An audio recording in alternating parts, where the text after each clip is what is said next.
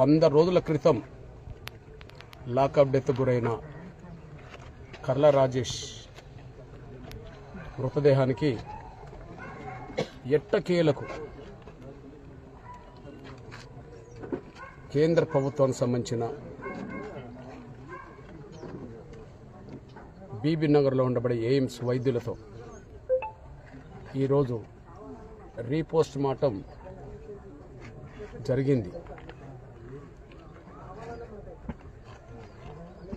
Repost mortem కోసం demand చేసిన ఎంఆర్పిఎస్ పరంగా మేము స్వాగతిస్తున్నాం. కానీ రీపోస్ట్ మార్టం చేయించడానికి కూడా ఉద్దేశపూర్వకమైన జాప్యం జరిగిందని మేము స్పష్టంగా చెప్తున్నాం.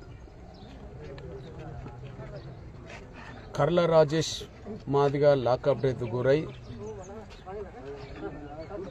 ఈ రోజుకి 101 రోజు. నవంబర్ 16న 2025 నవంబర్ 16న ఆయన లాకప్ డెత్ గురై చనిపోతే ఇవాళ 2026 ఫిబ్రవరి 27లో ఉన్నాం. అంటే ఈరోజు రీపోస్ట్ మార్టం అనేది ఆయన చనిపోయిన తర్వాత, ఆయన చంపబడ్డ తర్వాత 101 రోజుకు జరిగింది. వాస్తవానికి ఎంఆర్పిఎస్ పరంగా మేము కర్ల రాజేష్ కుటుంబ సభ్యుల్ని, తల్లిని, కుటుంబ సభ్యులందరినీ ఇక్కడనే కలుసుకున్న తర్వాత మేము చేసిన డిమాండ్లో ఖచ్చితంగా రీపోస్ట్ మార్టం జరగాల్సిందే అని డిమాండ్ చేయడం జరిగింది. మేము డిమాండ్ చేసి సరిగ్గా ఈ రోజుకి 3 నెలలు. రాజేష్ లాకప్ డెత్ గురైంది 101 రోజు. మేము రీపోస్ట్ మార్టం కోసం డిమాండ్ చేసింది ఈ రోజుకి 90 రోజులు. సరిగ్గా నేను నవంబర్ 26న కోదాడకు వచ్చాను. ఈరోజు ఫిబ్రవరి 27, 91 రోజు. ఇంత జాప్యానికి కారణం ఏందన్నప్పుడు ఇది లాకప్ డెతే గనక పోలీసుల చిత్రహింసల వల్లనే రాజేష్ మరణించిండనే విషయం పోలీసులకు తెలుసు గనక సాక్ష్యాలను కనుమరుగు చేయడం కోసం చేసే ఉద్దేశపూర్వమైన కుట్రలో భాగమే ఈ జాప్యం చేశారు. మేము డిమాండ్ చేసి 91 రోజు. అదే మేము డిమాండ్ చేసిన మొదటి వారమో మొదటి రోజో రీపోస్ట్ మార్టం చేస్తే శరీరం మీద పోలీసులు పెట్టిన చిత్రహింసల గాయాలు, అందుకు సంబంధించిన గుర్తులు, శరీరం లోపల ఉండబడే గాయాలకు సంబంధించిన తీవ్రత స్పష్టంగా రీపోస్ట్ మార్టంలో కనిపించేది. వాస్తవాలు తెలిసేది. అది పోలీస్ డిపార్ట్మెంట్కు తెలుసు. అందుకనే ఎంతకాలం జాప్యం చేస్తే అంతకాలం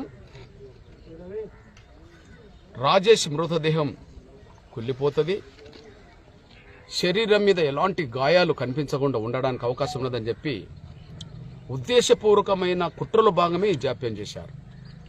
అంతేకాదు, మేం డిమాండ్ చేసి 91 రోజు రీపోస్ట్ మార్టం కోసం ఈరోజు నేషనల్ ఎస్సీ కమిషన్ ఒత్తిడి మేరకే రీపోస్ట్ మార్టం చేసిండ్రు అనే విషయం స్పష్టంగా అర్థమవుతోంది.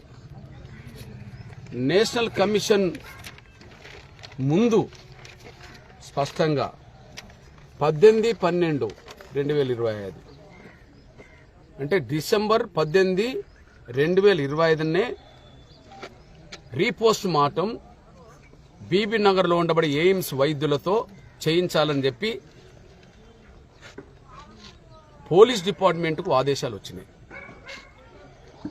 అంటే ఎస్సీ కమిషన్ రీపోస్ట్ మార్టం చేయాల్సిందే అని చెప్పి 2 నెలల వారం రోజుల క్రితమే చెప్పేసింది.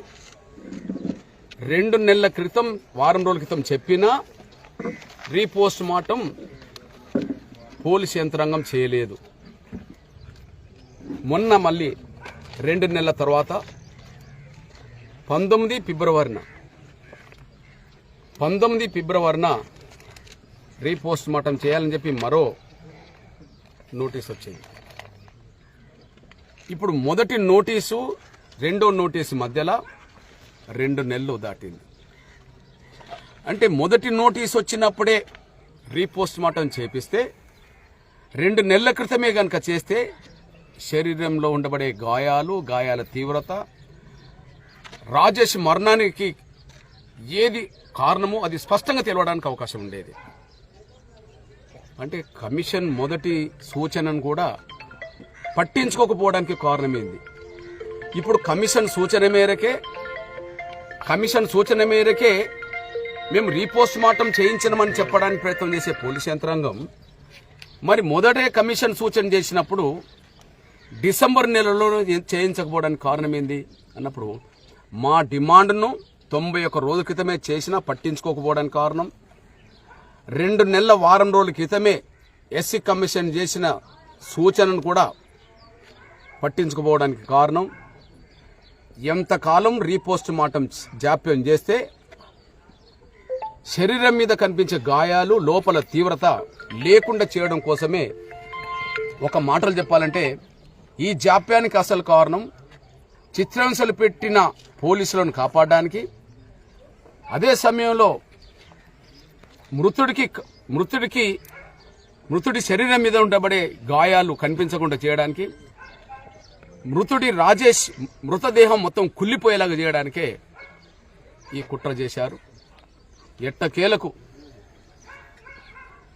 రాజేష్ చనిపోయిన 101 రోజుకు రీపోస్ట్ మార్టం జరిగిందంటే, మేము డిమాండ్ చేసిన తర్వాత 91 రోజుకు జరిగిందంటే, ఎస్సీ కమిషన్ సూచన కూడా 2 నెలలకు పైగా పట్టించుకోలేదంటే ఇది ఉద్దేశపూర్వకమైన జాప్యమే, ఇది పోలీసులను కాపాడుకోవడం కోసం చేసిన జాప్యమే అని చెప్పి స్పష్టంగా అర్థమవుతుంది. అయినప్పటికీ 100% శరీరం మీద గాయాలు కనిపించకుండా చేయాలని కుట్ర చేసినప్పటికీ ఎంతో కొంత ఖచ్చితంగా గాయాల తీవ్రత వాస్తవేనని చెప్పి అధ్యయనం తేలుతుందని చెప్పి మేము ఆశతో ఉన్నాం.